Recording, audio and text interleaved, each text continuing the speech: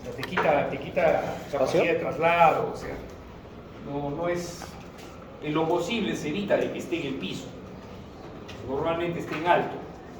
Después, arreglos típicos que vamos a ver para las transmisiones, medidas estándares, en el caso para lo que utiliza SEMA, y toda esta información, digamos, es a partir del paso 9, la sección 3 de componentes. Bien. ¿Qué habla esto de los componentes? Quiero que vayamos a la página.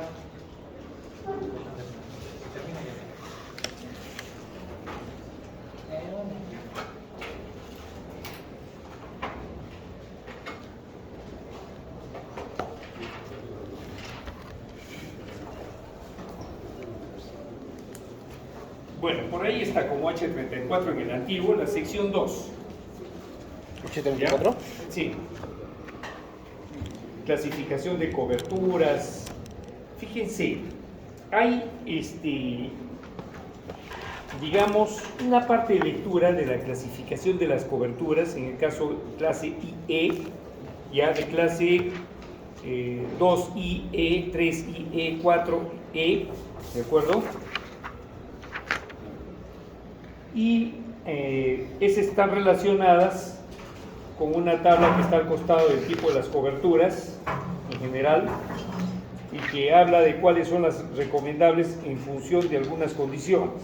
Bueno, yo diría que esa es parte de la lectura para que usted defina un poco las coberturas, pero lo que pasa es que a partir de ahí habla sobre, de primera instancia, 2 páginas adelante, dice planeación, ¿cierto? Entonces se encuentra por ahí. Planeación o planeamiento. No, más atrás. De ahí, un poquito más adelante. Tengo arreglo de transporte, patrón barrera, ¿Dónde está? Creo que el orden es distinto. de tornillos, recíproco. Ah, ya, no, está bastante más atrás de lo que tienes tú. Sí, más atrás. ¿Diseño y planeación? Diseño y planeación, así es. Listo. ¿Ya? O sea, es capítulo, sección 2. En la sección 2 tiene que aparecer esta página que está más o menos en el manual H39, no sé si lo...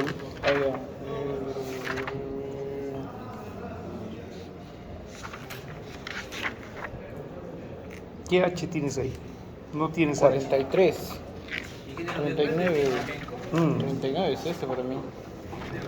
Sí, claro.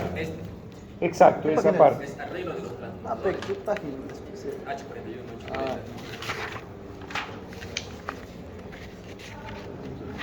¿Esta parte acá? Sí, debe ser eso. Porque Los arreglos de los transportadores. es de la Sí, sección bueno, 2. de alguna manera. Lo que pasa es que hay una parte que está con este nombre, que es planeación. No sé si lo encuentra por ahí. No, sí, pero es la diferente título, pero misma imagen parece que es. Imagen, el primer cuadro es igual a usted. Y sigue con el mismo H, o sea, sigue el orden. H31, 32, así. De la sección 2, no sé si hay otra sección. Solamente que ahí dice, Arreglo de los transportadores. ya, y acá dice planeación, y son las mismas figuras, o más o menos, a ver.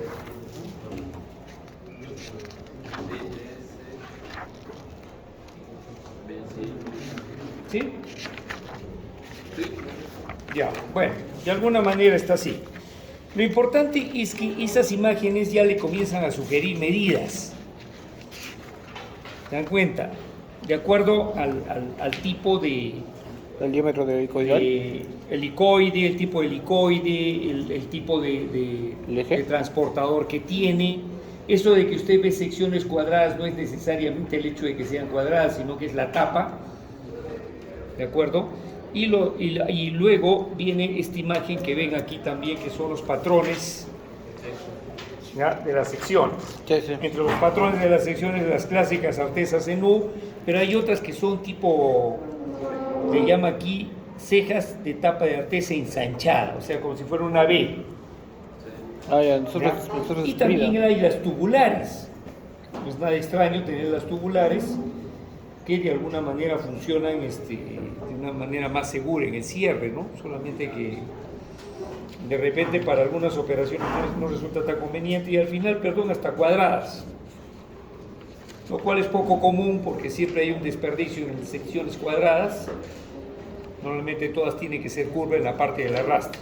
Para que Bien. tengamos superficie de contacto. Entonces, avanzando en el manual van a encontrar requisitos de los tornillos en relación a algunas medidas, no está muy claro de repente, y tamaños de tubos, dimensiones de pesos, un montón de detalles. Se dan cuenta que están estandarizados. La mayoría de los tubos son Schedule 40. Es curioso, casi trabaja con las mismas tuberías de agua que con las que conocemos, así que trabaja con Schedule 40. Después viene una página que es interesante, que son los arreglos típicos de transmisión. También hay que leer Si es polea, esa parte. engranaje. ¿Por qué es interesante? Normalmente el motor va arriba. O sea, en una parte va sujeto arriba y luego desciende el sistema de transmisión hacia el eje. Puede ser por cadena, puede ser por fajas, un variador, son varios mecanismos que tienen ahí para la transmisión. ¿Ya? Y esto les ayuda a considerar ese tema. Luego pasa una página que hay hoja de trabajos, o sea, que no son tan útiles, y entramos a lo que son estándares EMA, que está relacionado estrictamente con los helicoides. ¿Ya? Y ahí están los detalles de cada uno de los helicoides en todas sus medidas y las juntas. ¿De acuerdo? Sí, sí. ¿Sí? ¿Se ve? Sí. Miren, está inclusive las juntas que van a dimensionarse para tener digamos, los pines de conexión en todos estos transportadores. Básicamente usamos nosotros transportadores seccionales. Eso quiere decir que los helicoidales de la primera página no son, digamos, muy afectos a nuestro trabajo. ¿Por qué los seccionales? Porque son hechos de bobina, de plancha. En cambio, los helicoidales son hechos por conformado, o sea que estos son de fábrica. Usted, si quiere hacer un hechizo, va a tener que analizar en función de los seccionales. ¿De acuerdo? Después, sigue más adelante y viene lo que es selección de componentes.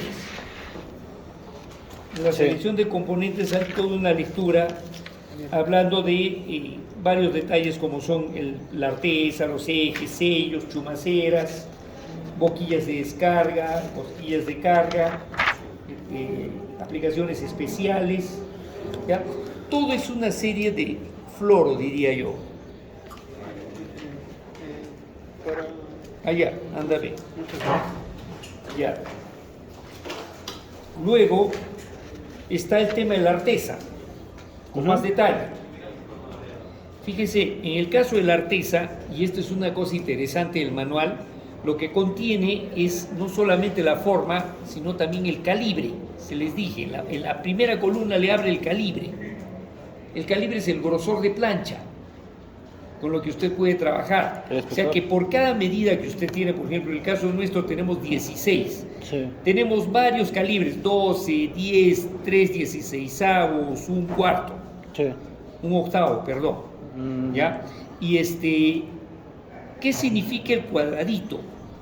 Ese cuadradito que tiene al costado son los comunes, los más típicos, por así decirlo.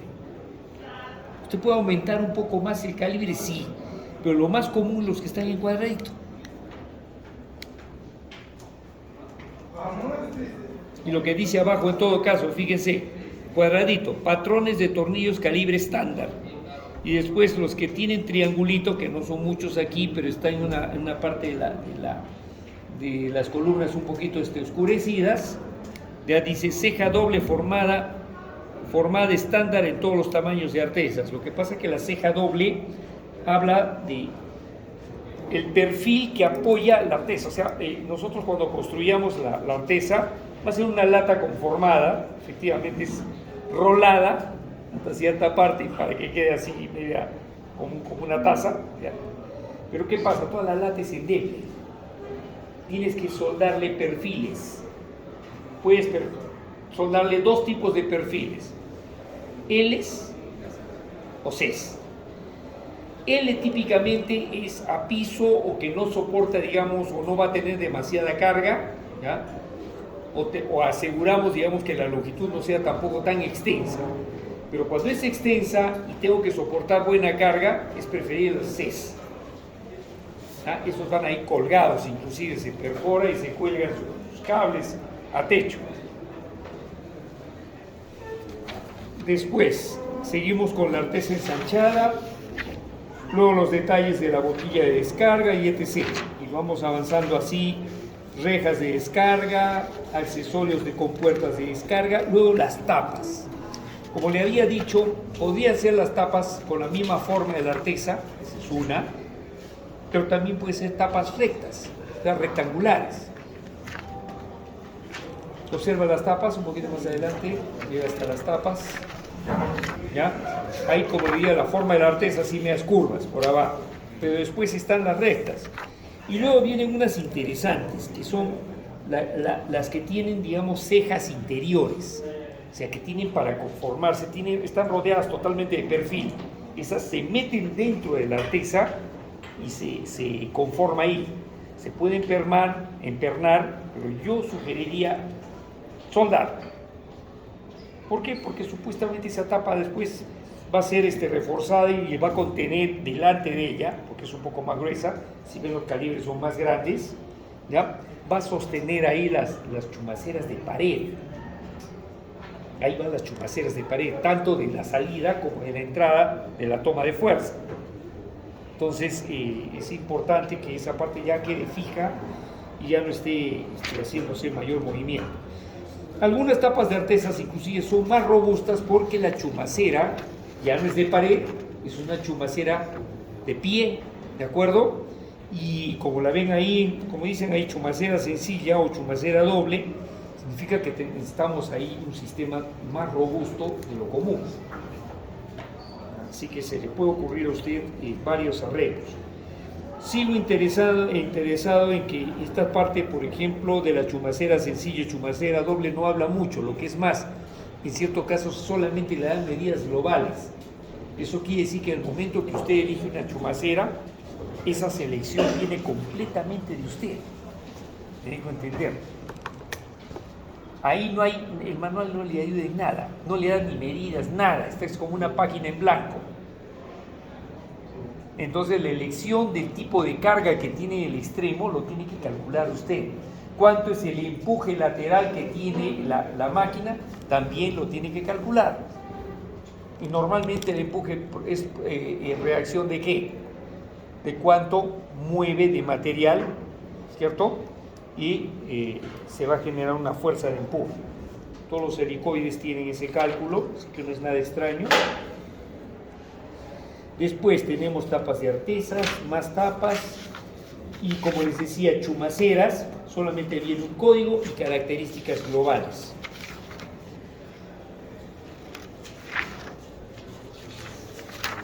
Vienen a elección de cada uno de los diseñadores.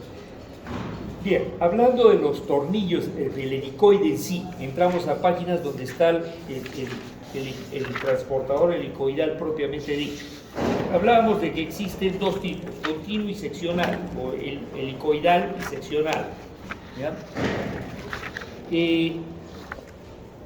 Ahí están los manuales, fuera de que pasamos esta, que sería bueno que la lean, por si acaso, hablando un poquito de los tipos de helicoides, hay toda una lectura ahí. ¿Ya? Y pasamos a los helicoidales continuos y luego pasamos a la siguiente página con helicoidales seccionales, que es lo que nos interesa, porque con este fabrica. Y como se darán cuenta, aquí sí hay más detalle de la forma constructiva.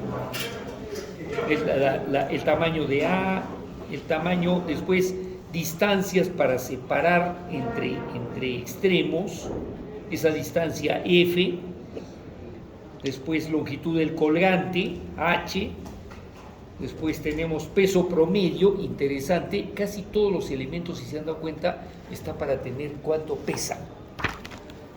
Porque a la larga, como le dije hace un momento, es muy probable que el tornillo no esté en el piso, sino esté colgando. Y necesita distribuir cables para que se sujete todo el tornillo en aire. Después seguimos con toda una gama de transportadores, después pasa a transportadores helicoidales de cinta, algunas características globales, también helicoidales de desmontaje rápido, una característica que yo diría que es más de operación que de características propias del helicoidal. Y luego viene el punto de los que son los acoplamientos. Eso quiere decir algunos detalles de lo que se llama el collar interno, ¿ya? Los talones extremos. Le mencioné de que el helicoide, cuando ya tiene un apoyo intermedio, el helicoide para apoyarse, para que no se, digamos, el esfuerzo por concentración de esfuerzos en los extremos, de donde comienza o termina el helicoide, se hace muy alto. Y normalmente pierde la soldadura ahí, entonces necesitan esto que le llaman talones, en extremo de descarga y en extremo de carga, de la alimentación. Esos talones pueden ser simplemente unos triangulitos. Los que están detrás del helicoide. Así es. Ellos le ponen como un refuerzo, será para ahorrar, para que se vea bonito, pero personalmente pienso que el helicoide llega casi, este es el tubo, y aquí le suelto un triángulo al extremo. No de repente necesariamente desde arriba, el triángulo puede ser desde la mitad, por ejemplo, hasta acá, ¿sí? La idea de ese triángulo es evitar que se desbarate el helicoide, es reforzar en ese extremo. ¿De acuerdo? Muy bien, ¿qué más? Tenemos el eje motriz, hay ejes. El tema del eje ya hemos definido, ¿no es cierto?, por torque. Recuerda que ya estaba definido cuánto era el eje que necesitábamos. Junto con ese eje, entonces, vamos a tener varios tipos de eje. Hay una parte que es el eje motriz, se darán cuenta que tiene chaveta y tiene pasador y tiene un espacio para ¿cómo se llama?, la chumacera, que típicamente es de pared. Pero hay algunos que son para chumacera de ejes motrices dobles. Eso significa que tengo, por ejemplo, eje motriz número 2 y luego el número 3 que tiene todavía más espacio. ¿Se dan cuenta? Esos son los ejes que se conectan al helicoide, que son en el sector motriz, donde ve el motor. ¿Ya? Después de los ejes tenemos en la página siguiente simplemente ejes de acople, y después, un poquito más adelante, están los terminales, que son el otro extremo, el extremo libre. Los ejes terminales hacen referencia al extremo libre. Este extremo libre tiene que tener también una característica. Ese es el que se desplaza por dilatación. Por eso debe ser un poquito más grande. Esta distancia G que ven en ese terminal tiene que ser un poquito más larga. Así es, porque en la medida de que el helicoide empieza a trabajar y cambia su temperatura, es un equipo tan largo que va a necesitar desplazamiento. O sea, se van a estar, dilatarse por cambio de temperatura. Como le dije, bastan unos 3-4 grados y es una medida de más de 15 metros, se empuja. Son 2-3 centímetros que se alargan. Y esa distancia que se alarga realmente puede empujar con mucha fuerza las paredes. Peligroso. Entonces tiene que dejar que se desplace. No puede hacerlo por el lado del motor, porque el motor es otro elemento fijo. Tiene que ser un elemento móvil. Claro, tiene que ser el elemento flojo en la zona de carga. Normalmente el motor está en el sector de descarga. También podría estar el motor de carga, pero digamos, en el lado que está opuesto al sector motriz, ahí es donde usted tiene que ubicar el punto libre, donde tiene que estar, digamos, la chumacera que permite el eje libre, mientras que el otro está sellado totalmente, aunque los dos tienen tipos de sellos semejantes, pero como le digo, tome énfasis en la posibilidad de hacerlo dilatarse. Después tenemos los colgantes. Hay todo un tema de bastante variedad de colgantes, desde esquemas recontra robustos hasta ligeros. Quizás lo único que hace la diferencia es cómo se llama, el tipo, estilo que de alguna manera está declarado ahí. Arranca con el 220, 226, 216, 230, ¿ya? Cuyas diferencias entre ellos no son muchas más que el estado de robusta entre los que he mencionado ahorita, porque ellos utilizan lo que se llama casquillos partidos, que es parecido a lo que utiliza un motor. ¿Cómo es un casquillo partido?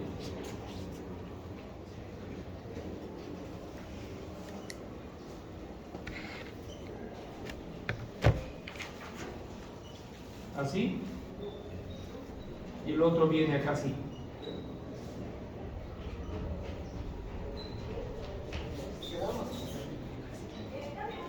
Casquillo partido, o sea, el otro es igualito acá abajo, así,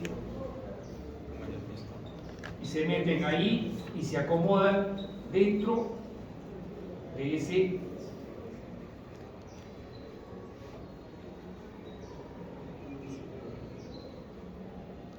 más o menos. ¿Se dan cuenta? ¿Así? Soy malo dibujando en perspectiva. ¿Ya?